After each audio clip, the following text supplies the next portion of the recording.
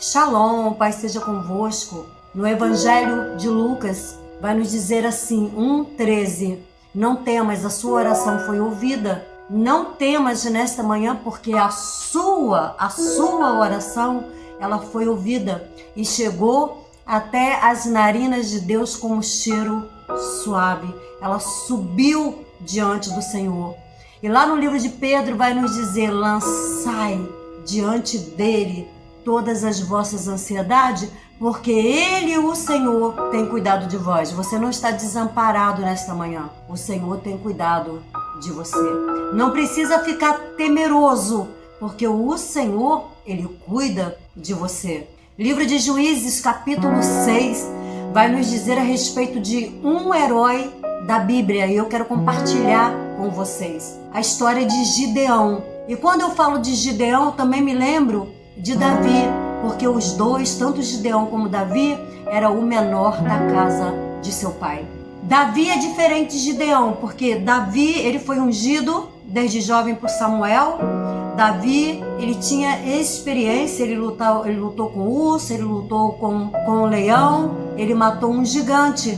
E Davi, ele era terrível, porque Davi, quando ele foi levar comida para os seus irmãos, e ele viu ali o exército de Deus Altíssimo sendo afrontado ali por Golias, ele partiu para cima. Os irmãos dele falaram assim, volta para casa, você é exibido, volta para casa, Davi. Davi falou, vou nada, eu vou derrubar esse gigante, eu vou destruir esse gigante que afronta o exército do Deus vivo. Queridos, já Gideão, não. A palavra de Deus diz que quando Deus vai chamar a Gideão, ele está escondido dos inimigos, totalmente diferente de Davi, que foi se apresentar para lutar contra os inimigos.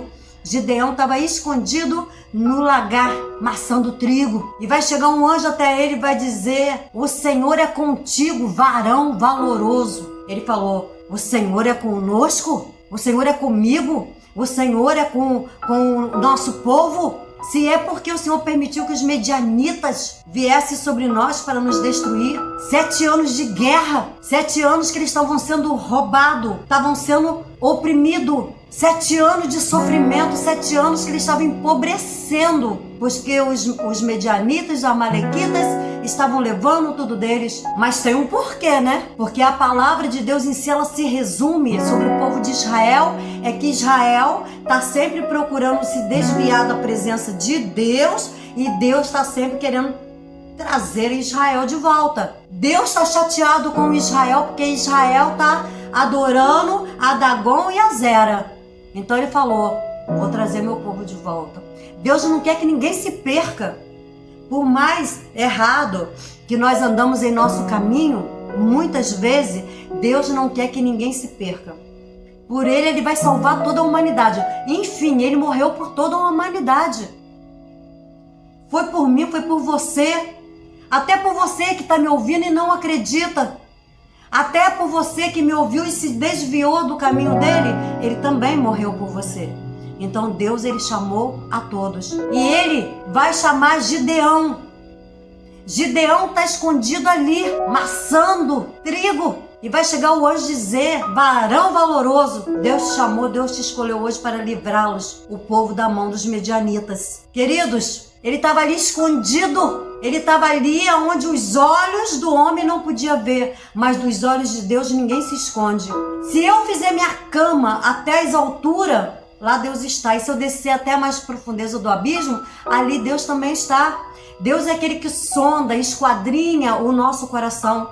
E Deus não nos escolhe pela nossa aparência e nem por aquilo que nós achamos que nós podemos fazer. Deus nos escolhe pelo nosso coração. Deus escolheu a Davi, Deus escolheu Gideão pelo coração. O coração de quem podia servir a Deus com integridade. Coração de quem podia realmente se colocar diante de Deus. Só que Gideão, ele vai falar para Deus, Deus, se tu é mesmo comigo, ficai-vos aqui. Anjo, ficai-vos aqui. Eu vou ali buscar um presente para o Senhor e já volto. E ele vai voltar com um cabrito, com pão. Ele vai voltar ali com um caldo. E o anjo vai falar, coloca aí sobre a pedra aí, sobre o altar. E quando ele coloca sobre a pedra, o anjo vai tocar com o seu cajado e a fumaça vai subir. Gideão falou: vou morrer, porque eu vi o anjo do Senhor, porque eu vi o Senhor. E ele diz: não, você não vai morrer não. Eu não te chamei para morrer não. Eu te chamei para livrar o meu povo das mãos dos medianitas. Lá também, quando eu falei no livro de Lucas, eu estava falando sobre Zacarias, porque Zacarias, ele vai ver o anjo do Senhor à direita do altar, ele vai achar que ele vai morrer, mas ele não ia morrer não. Deus falou para ele: você não vai morrer não, Zacarias. Eu vim te trazer boas novas. Eu sou Gabriel, aquele que assiste diante do Senhor. Aquele que assiste diante do Senhor vai na tua casa hoje falar com você. Se colocar à tua direita para dizer para você: não temas. A sua oração foi ouvida. E mais do que ouvida, ela foi respondida. E hoje o príncipe da Pérsia não vai ficar no meio do caminho como ele ficou ali, entre a oração de Daniel para que ela não viesse a resposta não. E Daniel perseverou 21 dias orando. A oração dele vai descer depois de 21 dias de oração, perseverando, lutando, batalhando em oração, enquanto havia uma guerra nos ares, para que a oração dele não descesse, não, a resposta não descesse. Zacarias levou muitos anos orando, e o anjo disse para eles: não temas. Deus disse também para Gideão: não temas, porque eu sou contigo para vencer os medianitas e livrar a Israel dessa perseguição. A casa de Gideão adorava Dagon, adorava Zera, e Deus, ele não divide, eu canso de dizer isso, Deus não divide a glória dele com ninguém. A glória é só dele, a honra é só dele, o louvor é só dele. Depois que Deus recebe essa adoração, esse presente de Gideão, a palavra de Deus diz que o anjo vai subir. E Gideão vai falar assim: Senhor, se tu é mesmo comigo, agora eu vou colocar um novelo. E se ali ficar seco e a terra, vou ficar molhada e a terra ficar seca, é sinal que o Senhor é comigo. E assim foi feito. No dia seguinte ele pediu o contrário. Ele falou: não fica bravo comigo não, Deus, mas eu sou tão pequenininho para te servir. Eu sou tão pequenininho para poder fazer alguma coisa para o Senhor. Eu tô com medo, sabe? Sabe, Deus, eu tô com medo dos medianitas. Eu tô com medo dos amalequitas, porque a palavra de Deus diz que eles eram como gafanhotos. Eles eram muitos, mas Deus veio como livramento. Deus veio como escape. Deus falou: foi você mesmo. Você que se acha pequenino, você que se acha incapaz, você que muitas vezes alguém olha e diz que não pode, chega a se esconder. Às vezes nós nos escondemos, sabe? Porque às vezes as pessoas olham para nós e acham que nós não temos condições de fazer aquilo que o Senhor nos chamou para fazer. Mas veja que Deus te chamou e não adianta você se esconder não. Se apresenta a Ele, às vezes é necessário sim ter certeza se foi Deus que te chamou. E quando Deus te der essa certeza, ei, vai para a batalha, vai para a guerra. Não tenha medo dos seus inimigos, ainda que seja como um gafanhoto. Não tenha medo, foi Deus que te chamou, foi Deus que te colocou, foi Deus que te colocou de pé. Então, a essa altura do campeonato, o que o homem acha, o que o homem pensa, não vai importar muito para Gideão. Tanto não importou para ele que a casa dele, aquele povo que adorava ali, a Dagon, meio homem, meio peixe, sabe o que ele fez? Ainda com medo, tá? Ainda com medo da sua família, com medo dos seus irmãos. A palavra de Deus diz que ele vai levantar durante a noite e ele vai destruir os altares e vai fazer um novo altar para Deus. Dia seguinte, quando eles acordaram, será quem é que nos fez isso? Certamente foi Gideão, o filho de Joás. Vamos lá. Chegaram lá, falaram assim: olha, manda seu filho sair para fora, porque nós vamos, ó. Ele falou assim: por quê? Porque ele destruiu o altar de Dagon. Aí ele falou assim: ó, se Dagon era Deus, Dagon não podia ele mesmo se livrar? Ninguém vai fazer nada com Gideão aqui não. Não vai não, deixa que Dagon cobre dele então. Dagon cobrou o quê? Nada. Dagon não tinha nada para cobrar. Quem tinha para cobrar era Deus. Quem tinha que estar revoltado era Deus. O povo era dele, a sua vida é dele. E se você tentar entrar por outro caminho, que não é o caminho dele, que não é fazer a vontade dele, vai dar ruim pro teu lado. Então volte-se para o Senhor e faça aquilo que você estava fazendo. Ninguém, sabe esse hino? Quem mandou você largar a rede? Quem mandou você parar? Não foi isso que Deus disse para Pedro? Pega a rede e vai lançar novamente no mar. Pega a sua rede e vai lançar novamente no mar.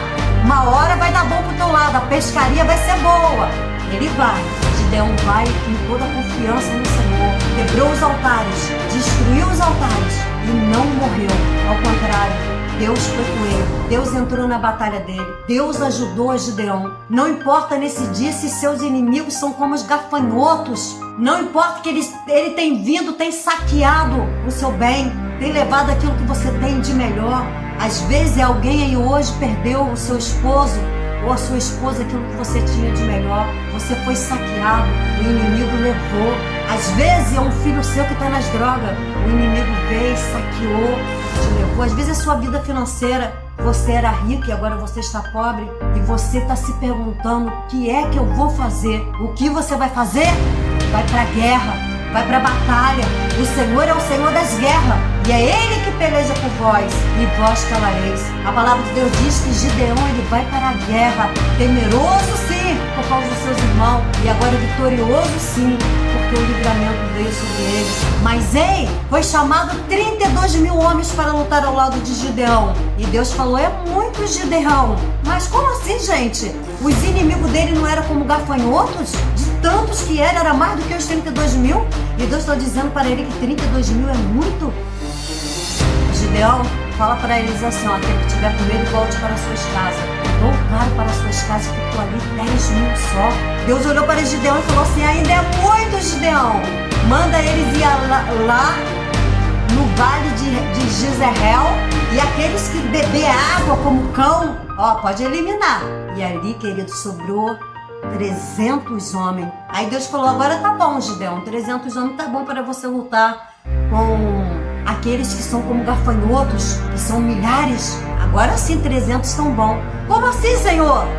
Eu creio que ele perguntou.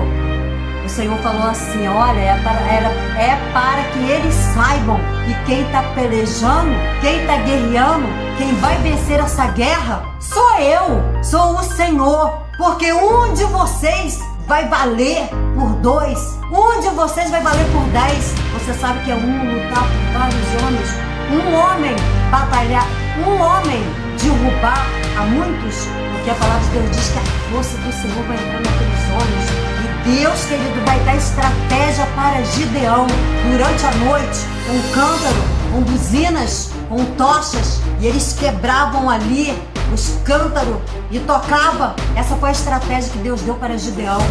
O povo, os medianitas, se assustaram e fugiram da presença deles. O inimigo também vai fugir da tua presença. Queridos, pede estratégia a Deus. Deus, como eu devo fazer para vencer os meus inimigos? Porque a palavra de Deus diz que se os seus inimigos vier por um caminho, o 7 ele fugirá da tua presença. O inimigo ele precisa fugir da tua presença. E você só vai conseguir isso se você entrar juntamente com Deus na batalha, tendo a certeza que Ele vai na tua frente, tendo a certeza que seus inimigos vai cair 1000 ao teu lado, 10.000 ao teu direito, e você não vai ser atingido, crendo que Deus, Ele vai colocar anjos com espada desembainhada na tua frente para derrotar esses que se levantam contra a tua vida, os seus perseguidores, os seus opressores, aquele que acha que você não é capaz. Porque quando Deus nos chama, Deus muda a nossa história. E por mais que o homem olhe para nós com um olharzinho, com indiferença, aquela ali, só Jesus. E é você mesmo, querido, que Deus chamou. Se coloque de pé, não se sinta inferior a ninguém não, porque ninguém aqui é melhor do que ninguém. A palavra de Deus diz que quando a mulher ela foi pega num ato de adultério, e quando ela foi pega num ato de adultério, aquela mulher, todos vieram com pedra para atirar nela, vamos matar ela, porque aqueles que cometiam adultério naquela época, eles eram apedrejados. E aí, quando Jesus chegou no meio deles, estavam todo mundo já com as suas pedrinhas nas mãos para atirar. Aí Deus abaixou, Jesus abaixou, começou a escrever na areia. E aí eles olharam para Jesus assim, sem entender muito bem o que Jesus estava fazendo, sabe? Aí Jesus vai dizer assim, cabisbaixo, e vai dizer: quem aí não tem pecado? e atira a primeira pedra. Você talvez vai olhar para mim e vai dizer, eu nunca pequei? Queridos, a palavra de Deus nos diz que nós pecamos no falar. A nossa boca, então, ó, linguinha terrível, mãozinha terrível para tirar pedra, boquinha terrível para bater contra a vida dos outros. Coisa feia, né? Mas acontece. Jesus disse, aquele que não tiver pecado, que atire a primeira pedra. Fiquei triste. Eu fiquei triste quando Jesus disse isso. Sabe por quê? Porque quando aquela mulher já estava baixada, já sabe, esperando as pedradas para morrer apedrejada, Jesus falou assim, mulher, levanta. Olha, cadê seus acusadores? Gente, não tinha um. Naquele dia eu descobri que o único que estava ao lado daquela mulher era Jesus. Ô povozinho terrível para apedrejar. Ô povozinho terrível para falar. Cuidados, querido. Antes de apontar seu dedinho, olha para você direitinho. Ainda mais você que gosta. Cuidado. Cuidado o olhinho, o que olha. Cuidado boquinha, o que fala. Cuidado mãozinha, onde toca. Cuidado pezinho, onde vai. Cuidado. O Senhor veio para os santos, aquele que está todo dia se santificando, se purificando. Nós estamos adornados, tá? Nós estamos em processo aqui nessa terra, porque nós precisamos ser fiel até o Senhor, até o fim. O apóstolo Paulo, ele vai nos dizer, ele tinha medo, porque ele pregou para multidões, ou um homem para pregar, para orar e para pregar, mas ele disse, eu tenho medo de ter pregado para tantos e no final perder a minha salvação, porque o custo da salvação, querido, ela não é fácil não, mas Deus nos dá vitória. Deus deu vitória para Gideão fazendo seus inimigos fugir. Deus vai dar vitória para você também. Não se coloque como inferior, incapaz de fazer a obra de Deus. Você pode, você consegue. Tá bom? Deus abençoe a vida